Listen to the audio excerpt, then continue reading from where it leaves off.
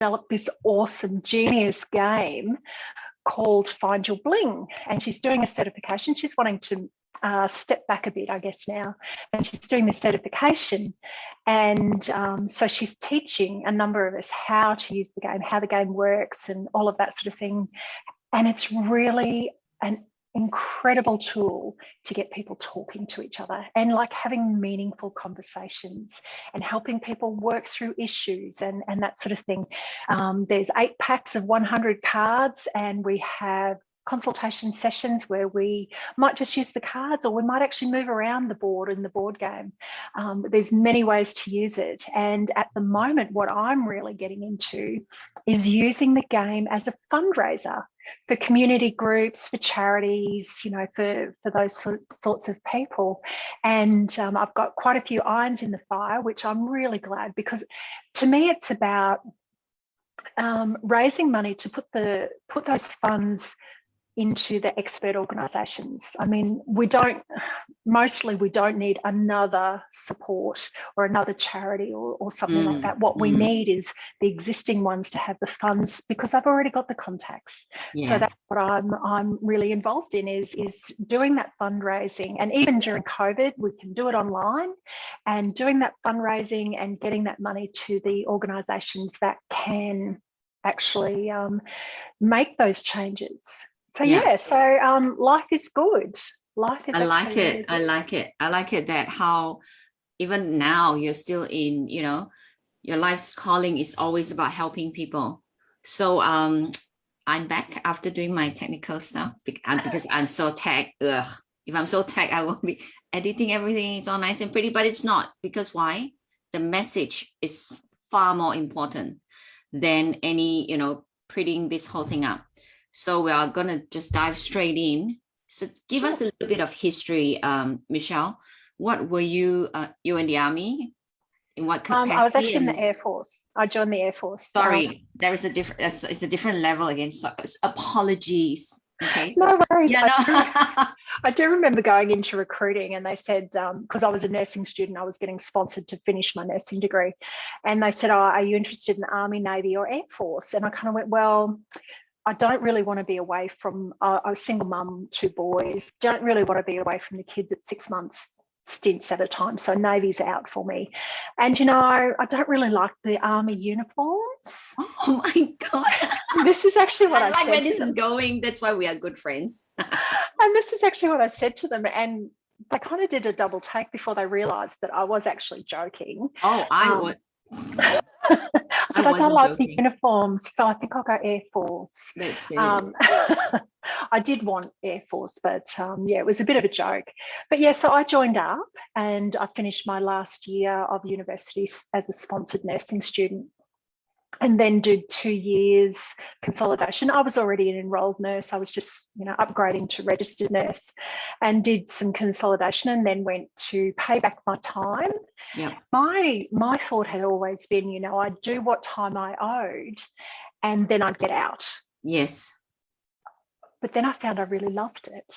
Yeah. I loved the thought that on a national level, on a global level, I can contribute and make a difference to people.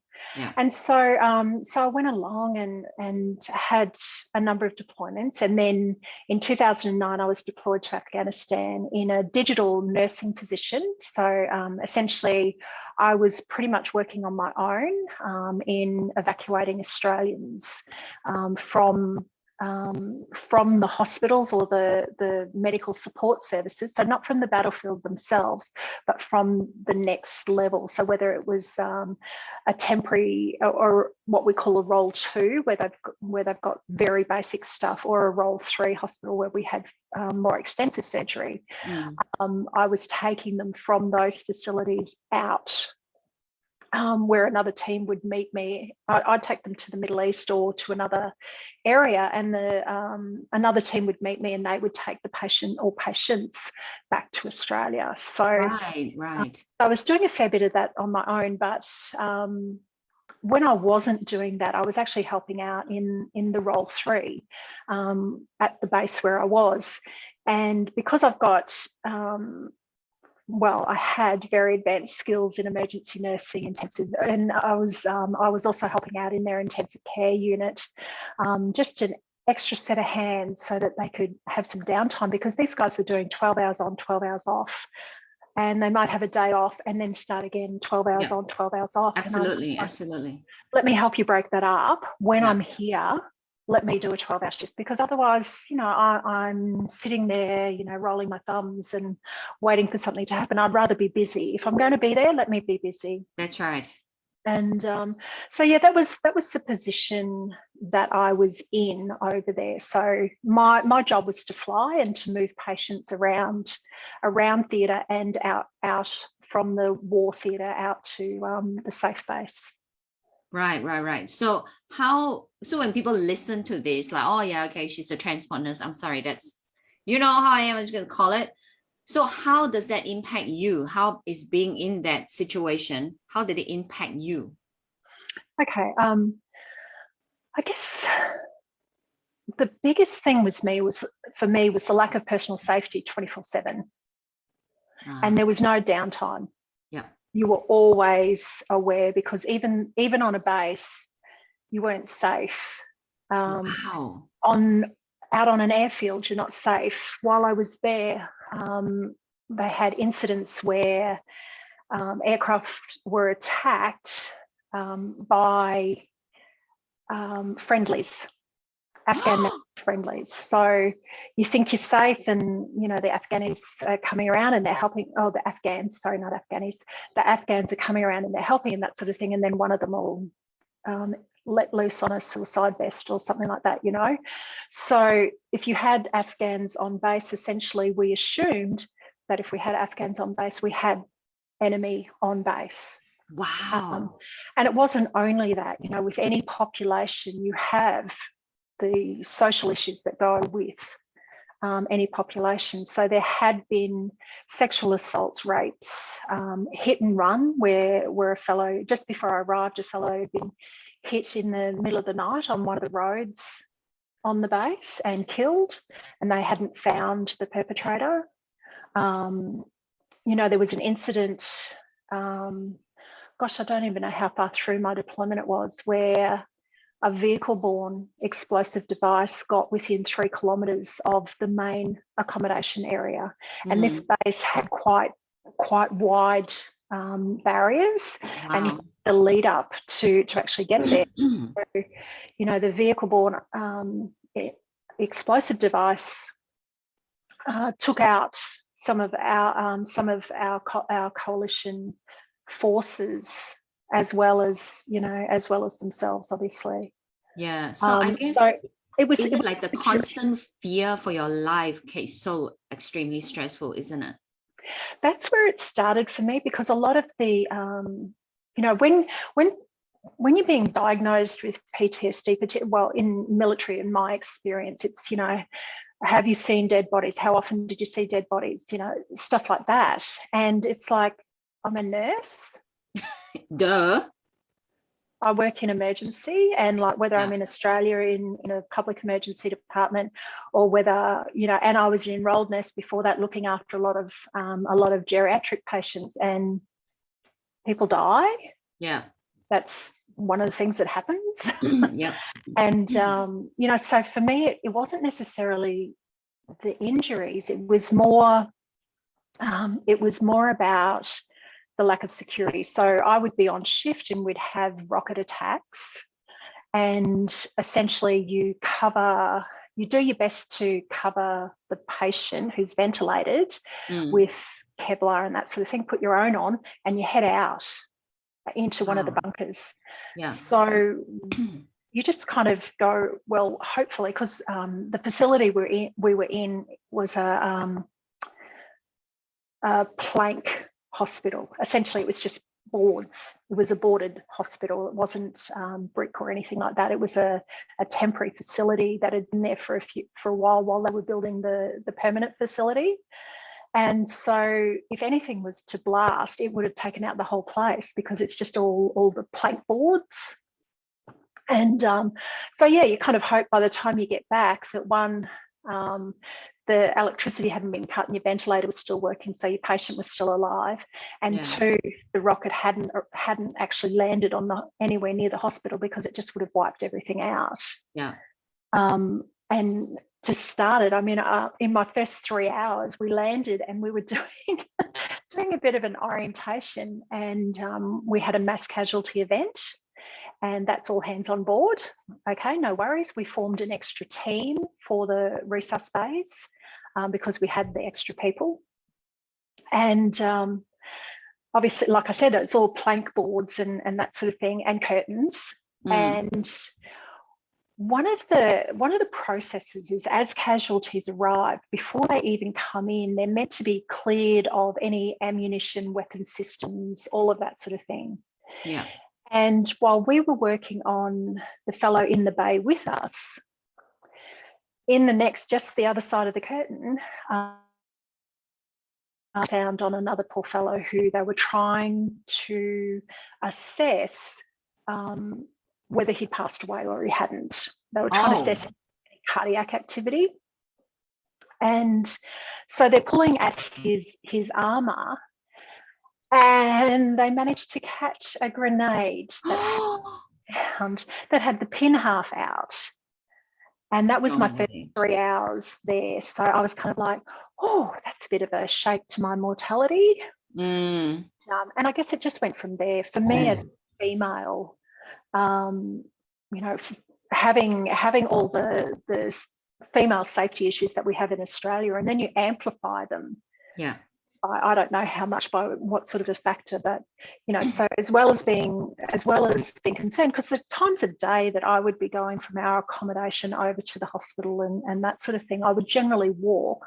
And I had a pistol with me, but you know, the sexual assaults, because we would get daily updates on the sexual assaults, rapes, blah blah blah blah blah, and you're just kind of like, okay, not only do I have to worry about enemy being on base, I have to worry about our coalition partners, which have my goodness me. social issues, all the social issues of so many different cultures living together and having different cultural accepted norms and all of that sort of things. So it was quite a melting pot, and I think the personal safety was where it started, and I started to get hypervigilant, and then the nightmares came, and you know, it was. Did it start when you come back, or were you? No, still there? it started over there. It started over there, and so I had a lot of support from the in-house team that were there to help keep me there, and they were absolutely awesome. But yeah, it was more when I came home, you know, because in the environment, it's normal to be hypervigilant. Correct, exactly. I was going to say, yeah, that's right. You have to be. So your focus is that. So you have to be. So it's a normal thing, and then gradually it became a habit. Yes. So it does. So tell us. Yeah. And then, you know, I guess then came the moral injury, where I started looking at it going, look at what we're doing to our next generation, and, you know, dealing with the injuries and those that were maimed, those that were killed, all of those sort of things. Sometimes we would do our best to keep patients alive so they could get home, like be evacuated home, so that their families could say goodbye and then turn the ventilator off. Oh, no. And things like that. And that started to really challenge my values. And, you know, I think so, going from the security situation and then challenging my morals and my values, and it just kind of cascaded. And then to come home, and it's like, oh, it's quiet, what's going on? You know, like it takes a lot to get out of the habits, because these habits that have been keeping me alive, that's right, are now unnecessary. And it's not like you can just go over. Yeah. Okay. Flick the switch, turn it off. Yeah. So how many years were you serving in the Air Force? In total, just over 19 and a half. Yeah. So 19 and a half years of habit building. You know, you can't just break that. So people don't realize that PTSD is not just any traumatic. Yes, it has to be traumatic, that threatens you, but it's also, you're exactly right. Those habits that have kept you safe is now no longer serving you. Now it's worse because it's affecting your integration back to your normal society. Correct. Yeah, absolutely. I remember taking a bus. So this was in the early days of first coming back. I was working in Brisbane City at Defence Force Recruiting, and I remember hopping on this bus, noticing a Middle Eastern appearance, a young fellow, Middle Eastern appearance, shaved from under his chin, shaved, and with a backpack. I got off that bus and I wouldn't hop on another bus. Wow. Because that was one of the indicators when I was there. That was one of the indicators that if they were shaven, because the enemy had figured out, we knew that they were going to be suicide bombers if they were fully shaven. So they just they would shave basically from the chin down, because when they're going to meet their God. Their God. Yeah, they need to be properly prepared. Prepared. So that was their belief. Yeah. And I got off that bus and I was in a bit of a mess, so didn't go to work that day. But there are other times, like I remember thinking things were nightmares, only to find hubby going, "Are you okay? Are you okay?" And I'm just like, I thought I was asleep. I thought I was dreaming. I didn't think anybody else knew that, that I was seeing what I was seeing and doing what I was doing. Wow. So you actually have what, a textbook would say, those flashback moments where you just got transported back in time and experienced. Oh, absolutely, Karen.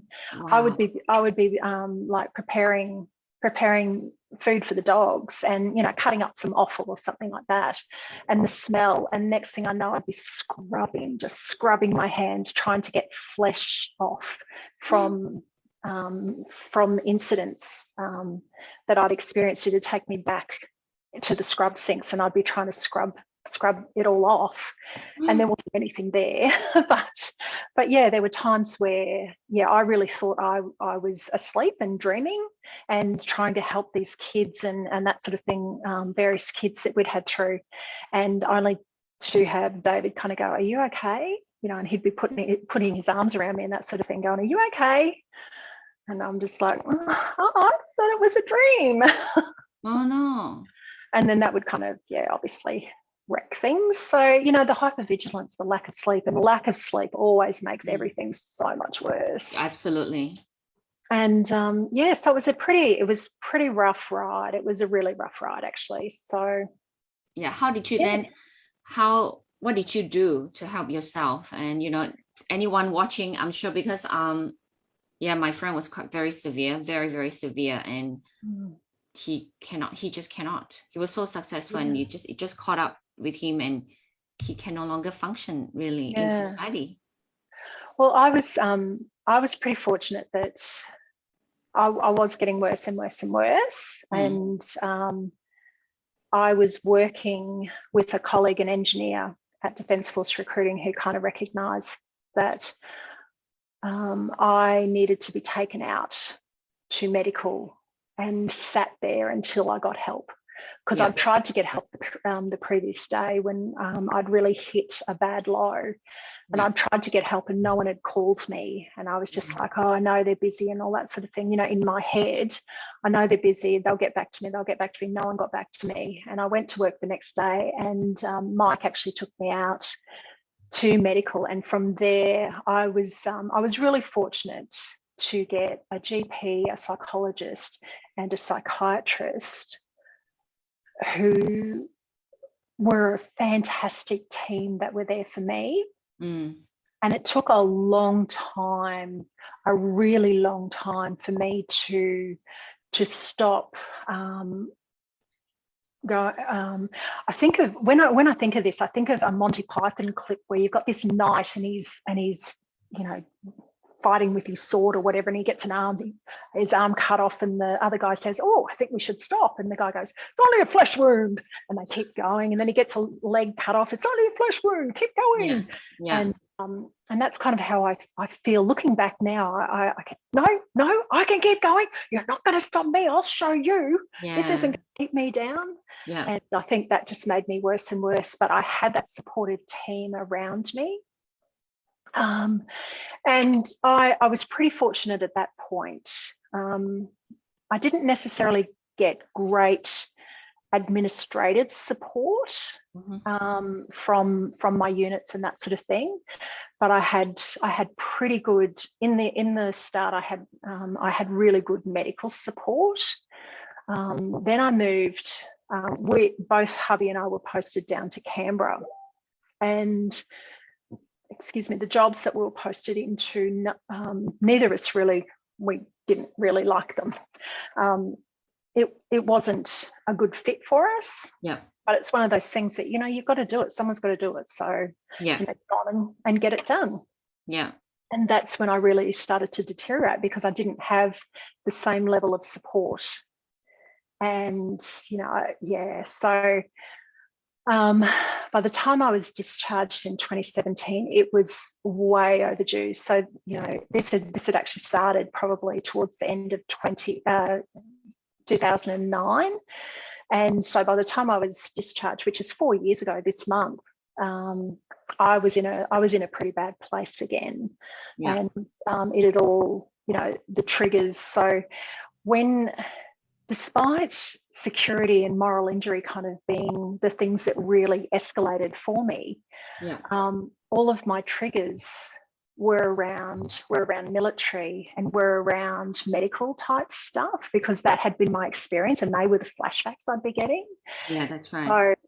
So they finally caught up with me and said, "We realise that you can't deploy anymore, so it's time for you to not be in service anymore." And that was absolutely devastating for me. So I hit a real low again where, I'm worthless. I've got nothing of value to offer anyone. And for someone who's got a really strong to others, you do. Oh my gosh, it was just appalling.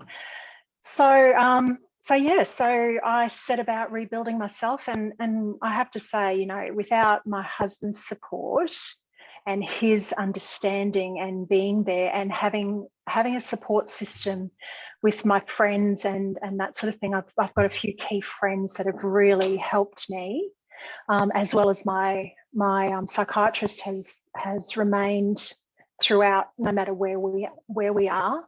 That has been what's really helped me, and the background of, I know that I need to keep moving. I need to I need to keep my physical health going. I need to really nurture myself from a mental health perspective. So self-care and self-love became really important. And, raising two kids as a single mum for the majority of my career, and that expectation that for women, love equals sacrifice, you give everything to everyone. And then I got to the point where, actually, no, this is the time when I need to be absorbing that back. And so that I can fill my cup, because my cup was, right in deficit. It was not only empty, definitely. It was, I was owing a few litres of water to it. So what has been positive for me is getting into the community and feeling like I've got something to contribute again and help people. And particularly where I am today, like I had a session with a lady yesterday with my bling, under my Bling Angel hat. And I walked away from that session going, I feel that job satisfaction that I felt when I was a nurse. Of really having helped a person and their family. And I felt that job satisfaction walking away yesterday from the session. And I'm just like, so for me, that, that contribution, the connection with others, being able to connect and have some stability with that connection, having that support, prioritizing my self-love and self-care, or it's not one thing in particular, it's having those supports in place and being mindful as you put them in place. Yeah. Not that they just happen to be there. You actually have to think, yes, I'm going to put this in place. This is what I need. And I got the strategy from my psychologist. Yeah. And yep, okay, this is what I need. So this is, it's deliberate. Going and deliberate. That's the word I'm looking for. Yeah. I'll keep going until I find the right fit. Yes. Yeah. Yes. So that's but I mean, for me, my story is a happy story. It has a happy ending, or it will have a happy ending. Not at the end of this. Oh, will it? Will it have a happy ending today? Will it? But for so many other military veterans, it's not such a happy ending, or it's not such a happy place for them. And unfortunately, some of them do think that the only option for them is suicide.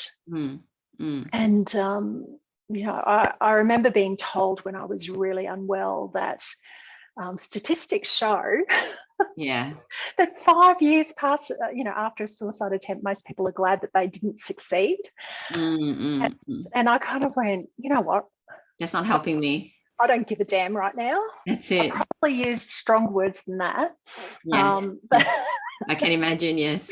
But yeah, I think, the story has turned, and there's still going to be difficulties, there's still going to be obstacles, as time goes on, but in a much better place now to deal with those. I think my foundations are much better now because I'm not dealing with the triggers that cause so much pain. Yeah, absolutely. So thank you for sharing with us your story today. That's I know it took a lot, because it's not something, you don't brag about it, you don't talk about it, because every time you talk about it, it takes you back. So thank you for being so willing to share this with us. And I hope it brings to the viewers that this is real. The struggle is real because they take it home with them. You can't just do something for so long and then you just, like what Michelle mentioned earlier, that you can just cut it off. You cannot. And the takeaway today is that it's okay to choose you. It's okay. Again, if you haven't noticed, there's a theme to all these conversations that I have, is that it's okay to choose you. You get to put yourself first, take care of you so that you can take care of others. And if your meaning in life is to give back, then do it. Find a way that feels best for you and do that. Because we're made to be more than just serving ourselves. Well, I am. Michelle is. A lot of the ladies who has been on this conversation are like that.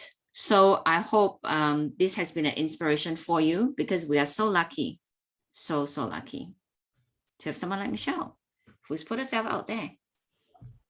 So thank you again. And we'll see you next week or next time when I find someone good enough to be interviewed. So thank you for watching us, and see ya. Okay. Nice.